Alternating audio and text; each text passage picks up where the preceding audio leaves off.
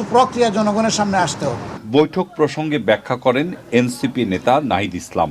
সমন্বিতভাবে 3টা বিষয়ের একত্রে একটা রোডম্যাপ চেয়েছি, পরিকল্পনা, যেখানে জুলাই গণহত্যার বিচার, সংস্কার বা জুলাই সনদ এবং আমরা যে গণপরিষদ এবং আইনসভা নির্বাচন চাচ্ছি সেটির সমন্বিত পরিকল্পনা। বিভিন্ন রাজনৈতিক দলের সাথে বৈঠক নিয়ে সংবাদ সম্মেলনে বিস্তারিত জানায় প্রধান উপদেষ্টার প্রেস উইং।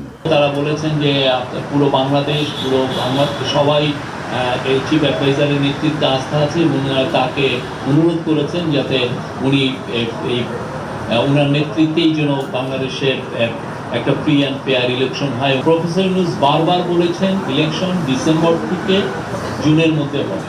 সাংবাদিকদের প্রশ্নের জবাবে প্রেস সচিব জানান, প্রধান উপদেষ্টার পদত্যাগের বিষয়ে তিনি কিছুই জানেন না। চকর মালিথা, চ্যানেল আই, ঢাকা।